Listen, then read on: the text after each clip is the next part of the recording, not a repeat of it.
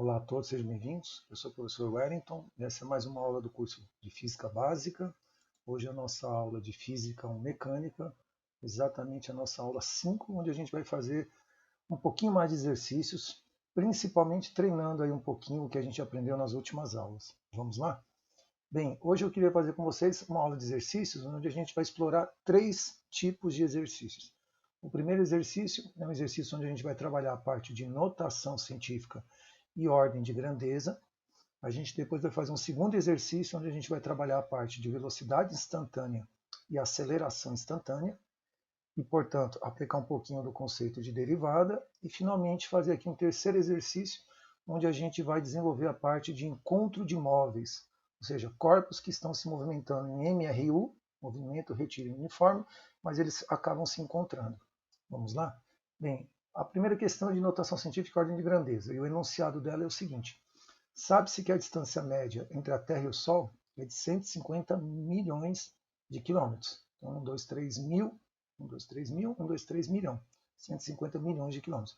Considerando que um lápis tenha um comprimento de 15 centímetros e que eles sejam colocados de maneira enfileirada, qual é a quantidade de lápis que eu preciso para cobrir toda essa distância? Dê a resposta em ordem de grandeza. Ou seja, a gente vai executar a conta, calcular o valor da quantidade de lápis e colocar em notação científica, e depois a gente determina a ordem de grandeza. Inicialmente, a gente vai chamar de N a quantidade de lápis, então N é a quantidade de lápis. Portanto, para determinar essa quantidade de lápis, basta pegar a distância da Terra até o Sol, que já foi dada, 150 milhões de quilômetros, e dividir pelo tamanho de um lápis. Quando eu pego isso e divido por isso aqui, eu vou saber quantos lápis cabem nessa distância. Tudo bem? Porém, a gente tem aqui um pequeno probleminha, né, inicial, que aqui as grandezas, né, tanto a distância da Terra até o Sol quanto o tamanho do lápis, estão fornecidos em unidades diferentes. Então, para facilitar aqui, vamos deixar tudo na mesma medida, por exemplo, vamos deixar aqui tudo em metros, que é o padrão.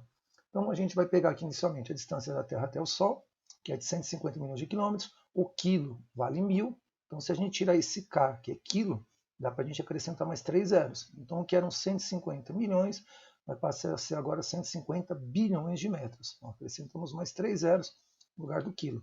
Passando isso aqui para a notação científica, a vírgula está aqui no último algarismo e vai andar até aqui, né, para ficar entre 1 e o 5. Então, quando a vírgula se deslocar daqui e parar bem aqui entre 1 e o 5, isso aqui vai ficar 1,5 vezes 10 elevado a 11. 11 porque a vírgula se deslocou 11 casas para a esquerda e parou bem aqui entre os algarismos, 1 e 5.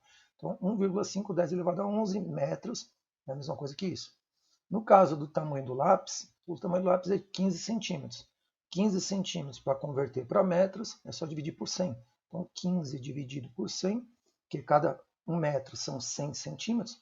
Então, 15 centímetros convertido em metros, eu dividi por 100, deu 0,15 metros. A gente vai andar aqui com a vírgula aqui para a direita, então vamos colocar a vírgula daqui para cá, vai ficar 1,5. 1,5, 10 elevado a menos 1 metros. O menos aqui é porque esse número aqui é menor do que 1. Toda vez que você tiver alguma coisa 0, né, menor que 1, o expoente negativo. Então já passamos aqui para metros, passamos aqui para metros, já temos a distância da Terra ao Sol, que é isso aqui. Já temos o tamanho de um lápis, que é isso. Tudo na mesma unidade. Portanto, agora a gente vai simplesmente fazer a divisão de um pelo outro, e aqui estão os dados que eu vou ter que dividir. Distância da Terra até o Sol e o tamanho de um lápis. Dividindo um pelo outro, está aqui, ó, 1,5, 10 elevado a 11 metros, dividido por 1,5, 10 a menos 1 metro. Aqui vai cancelar metro com metro. Aqui vai ficar 1,5 dividido por 1,5, vai dar 1. E 10 elevado a 11 dividido por 10 elevado a menos 1, mantém a base, subtrai o expoente de cima do de baixo. Então vai ficar 11 menos menos 1. Portanto, vai dar 12. Né? Porque 11 menos menos 1, aqui vai ficar mais, e 11 mais 1 dá 12. Então, essa daqui é a notação científica. Um número multiplicado por uma potência de 10 com expoente. Essa é a quantidade de lápis, que a gente já achou. Portanto, o que seria 1 10 elevado a 12? Isso aqui seria escrito, né? Por extenso, seria toda essa quantidade de lápis. Ou seja, daria aqui 1, 2, 3 mil, 1, 2, 3 milhão, 1, 2, 3 bilhão, 1, 2, 3, 1 trilhão de lápis. E, portanto, a ordem de grandeza aqui é 10 elevado a 12. Essa é a quantidade de lápis, e 10 elevado a 12 equivale a 1 trilhão de lápis um enfileirado atrás do outro. Tudo bem? Vamos para a nossa próxima questão de velocidade e aceleração instantâneas, que é a questão 2. Foi dada aqui essa função posição, x de t igual a 4t² menos 8t, no sistema internacional. A partir dessa função posição porque aqui está marcado x, e aqui significa que eu tenho um objeto andando no eixo horizontal, que é o eixo x. E isso aqui fornece para nós, para cada instante, qual é a posição dele. E aí eu quero saber exatamente qual é a posição desse objeto, qual é a sua velocidade e qual é a sua aceleração no instante 2 segundos. Então basta pegar esses 2 segundos, substituir aqui, que eu já tenho a posição. Mas para a gente saber a velocidade e a aceleração, aí a gente vai ter que aplicar o conceito de derivada. Então, dados do problema, foi essa função, que é a função posição, 4t² menos 8t. A gente quer saber para o tempo de 2 segundos, qual é a posição em 2 segundos, ou seja, colocar aqui 2 e fazer a continha, e a posição vai ser medida em metros, porque a gente quer tudo no sistema internacional. Depois a velocidade para 2 segundos, e a velocidade é metros por segundo. E depois qual é a aceleração em 2 segundos, e a aceleração é metro por segundo ao quadrado. Para isso, a gente vai ter que transformar inicialmente o que é posição em velocidade e aceleração. Portanto, temos que aplicar o conceito de derivada. É pegar essa função aqui e derivar ela. Então vamos fazer aqui do lado. Essa aqui foi a função que ele deu, x de t igual a 4t² menos 8t. A derivada de x é x'. E a derivada, então, a derivada de x é x'. A derivada desse pedacinho desse é a regrinha do tombo. Então copia aqui o 4t², a gente derruba o 2 e subtrai 1. Aqui copiamos o 8t para cá, a gente derruba aqui o 1, lembrando que aqui o expoente aqui em cima, quando não tem nada, é 1. Então a gente derruba o expoente 1 e subtrai 1. Então, desenvolvendo, o que é x'? X' é velocidade. Então, o que era x virou x', e x' na física é velocidade. Aqui foi a regrinha do tombo, então aqui vai ficar 2 vezes 4 vai dar 8. A gente copia a variável que é o tempo, e 2 menos 1, aqui vai ficar expoente 1. Quando é 1, a gente não precisa colocar. Se você colocar, também não estaria errado. Tá? Menos, aqui o menos, aqui vai ficar 1 vezes 8, vai dar o próprio 8. E t elevado a 1 menos 1, isso aqui vai dar t elevado a 0, essa continha aqui, t elevado a 0, e qualquer coisa elevada a 0 dá sempre 1. Então vai ficar 1 vezes 8, 8, essa continha inteira vai dar 1, multiplicando por 1 de novo vai dar 8. Então essa é a função velocidade. E finalmente agora, se a gente fizer a derivada da velocidade é ovelhinha. Então, aqui a gente vai fazer a derivada desse termo. Aqui vamos aplicar novamente a regrinha do tombo. Então, copia para cá. Aqui é 8t elevado a 1. Aqui é 8t elevado a 1. Então, derruba o expoente e subtrai 1. Aí eu vou ter a derivada desse pedacinho. Menos, tá aqui o menos. E derivada de 8. 8 é uma constante. Derivada de uma constante é 0. Portanto, V' na física é aceleração. Então, V' é aceleração. Aqui vai ficar 1 vezes 8, vai dar o próprio 8. Subtrai 0 não muda nada, porque o 0 é elemento neutro. Então, isso aqui a gente pode descartar. Então, aqui vai sobrar 1 vezes 8 vai dar 8. E t elevado a 1 menos 1 é t elevado a 0. Esse pedacinho aqui vai ficar t elevado a 0. E qualquer coisa elevada a 0 dá 1. Esse pedaço inteiro dá 1. Então, ficou 1 vezes 8. 8 vezes 1, 8.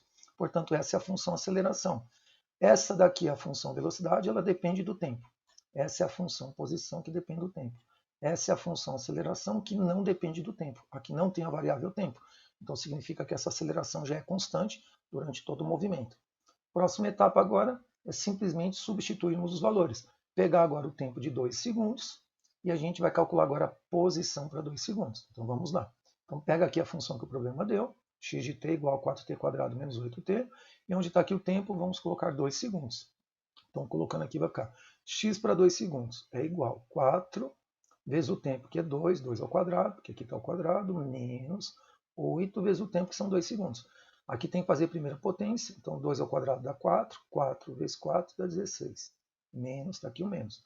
E 8 vezes 2 dá 16, portanto 16 menos 16, a posição em 2 segundos é 0.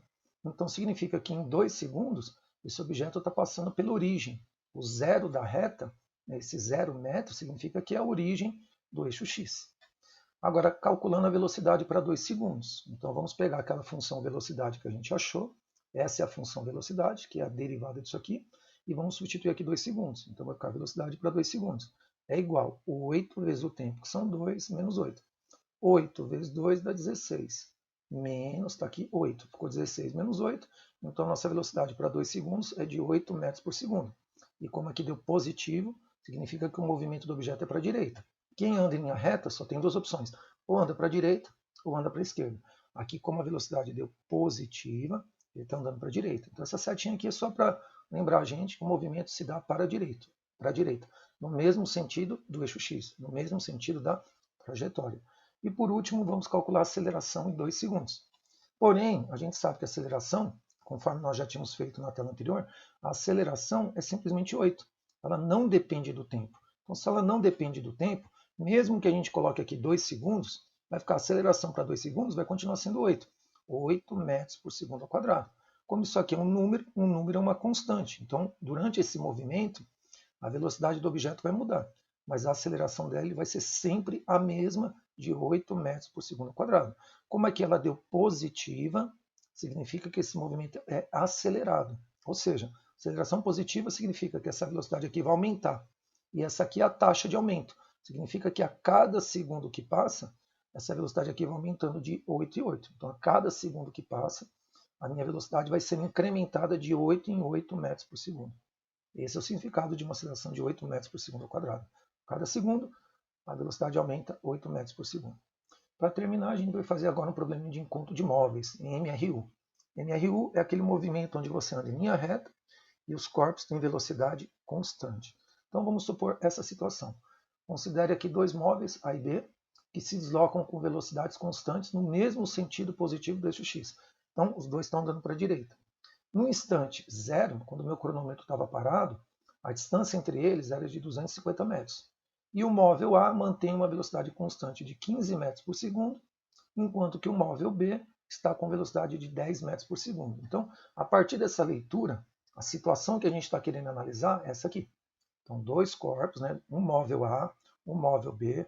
O móvel A, que é esse móvel que está aqui atrás, ele está com velocidade constante de 15 metros por segundo. Como ele é positiva, o objeto está andando para a direita. No tempo zero, ele está com essa velocidade passando nessa posição. Mas nesse mesmo tempo zero, eu bati a foto aqui do objeto B, do móvel B, ele está andando com velocidade de 10 metros por segundo. Também positiva, então também está andando para frente, ou seja, no mesmo sentido da trajetória. Perceba que a distância deles, nesse momento aqui da foto, quando o cronômetro está parado, é de 250 metros. Então, desse corpo até esse outro corpo, a distância que separa eles, 250 metros. Pergunta do problema, a gente quer saber agora, depois de quanto tempo que o corpo A vai alcançar o corpo B. É uma perseguição. Esse aqui que está com velocidade maior vai alcançar esse corpo aqui que está com velocidade menor. Então, quanto tempo vai levar para isso acontecer? Depois, na letra B, qual é a posição de encontro deles? E, por último, representar graficamente. Inicialmente, o que a gente vai fazer? Está aqui. Essa é a situação que a gente quer estudar. Vamos primeiro escrever as equações horárias. Quem está em MRU, essa é a equação horária. X final igual a x inicial mais VT. Então, vamos escrever aqui equação do movimento do A. Aqui eu coloquei o índice A, para dizer que são os dados do objeto A. Aqui eu coloquei o índice B, que é para dizer que é do objeto B. Então ficou aqui, posição de partida do A. Vamos chamar esse ponto aqui, onde a gente bateu a foto, de zero. E aí, portanto, o corpo B está a 250 metros em relação a A. Daqui para cá, a distância que separa ele é 250 metros. Então, posição do A, zero. Enquanto que a posição inicial do B é 250. Então, aqui vai ficar posição de partida do A, zero. Velocidade do A, 15. Foi dada aqui no problema, 15. Então, 0 mais 15 vai dar 15t. Essa é a equação do movimento do A. Já essa daqui é a equação do movimento do B. Aqui eu coloquei índice B, para lembrar que são os dados do B. Mas todas elas estão baseadas nessa equação, que é a equação horária do MRU. Ponto de partida do B está aqui, ó, 250, a gente colocou aqui. E a velocidade dele é menor, né, do que a do A, 10, está aqui, ó, 10 metros por segundo. Então aqui vai ficar 0 mais 15t, vai dar 15t. Aqui vai ficar desse jeito mesmo a equação do movimento do A, aliás, do corpo B. Agora basta, no próximo item, para resolver, igualar as equações horárias. Por quê? Porque quando dois corpos se encontram, basta considerar que a posição final de um é igual à posição final do outro. Então, nós temos aqui posição final do A igual à posição final do B. A equação do movimento do A é 15t. A equação do movimento do B é 250 mais 10t. Isso aqui virou uma equaçãozinha do primeiro grau. Quando você iguala uma equação com a outra, virou uma equação do primeiro grau, onde a variável aqui é o tempo. É isso que a gente vai descobrir. É um instante de encontro. Instante de encontro. Então, vamos passar o 10 para o outro lado, ele vai como menos 10, e aqui mantemos 250. 15 menos 10 vai dar 5t, igual a 250. Como aqui a gente quer saber o tempo, o 5 vai passar dividindo, vai ficar 250 dividido por 5, que vão dar 50 segundos.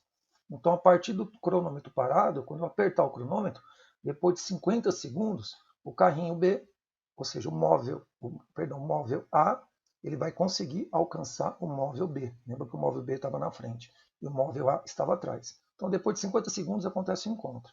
Em qual posição? Então, para a gente descobrir a posição, basta pegar esse valor e substituir, por exemplo, nessa equação aqui, a equação do movimento do A. Então, aqui embaixo eu peguei a equação do movimento do A, que é 15t. O tempo de encontro nós já achamos 50, colocamos aqui 50, ficou 15 vezes 50, e dá 750 metros. Então já achamos os dados do encontro. Dados do encontro, tempo de encontro 50 segundos e a posição de encontro 750 metros. A partir disso, a gente pode agora para o último item, que é fazer o gráfico. Como eu já sei que os dados do encontro são 50 segundos e 750 metros, é só a gente fazer agora o gráfico no plano cartesiano. Então aqui fica posição em função do tempo. Esse eixo aqui é o eixo da posição, esse em função do tempo. Os dois gráficos são uma reta, que são funções do primeiro grau. Então aqui vai ficar. O caso do movimento do ar começa no zero, esse é o ponto de partida dele, e como a velocidade dele é positiva, é uma reta crescente. Já o movimento do B começa a partir do 250, também é uma reta crescente. Só que o que muda de uma reta para outra é a inclinação, por conta da velocidade. No caso aqui do B, como a velocidade dele é menor, a inclinação da reta aqui é menor. Já a reta que representa o movimento do A, como o A tem uma velocidade maior, ela é uma reta mais inclinada. Então as duas setas são crescentes, porém com inclinações diferentes. E aqui uma reta encontra a outra nesse ponto. Esse é o ponto de encontro, que tem as coordenadas de 50 segundos e a posição de encontro 750 metros. Tudo bem? Então, toda vez que dois corpos se encontram, não importa se eles estão vindo em sentidos contrários ou estão indo no mesmo sentido. Sempre a gente vai ter duas coordenadas para representar o encontro. Uma coordenada é a do tempo e a outra coordenada é a da posição. Ok? Essa foi, portanto, a nossa aula de exercícios. Espero que vocês tenham gostado. Aguardo vocês para a continuação das aulas. Até breve.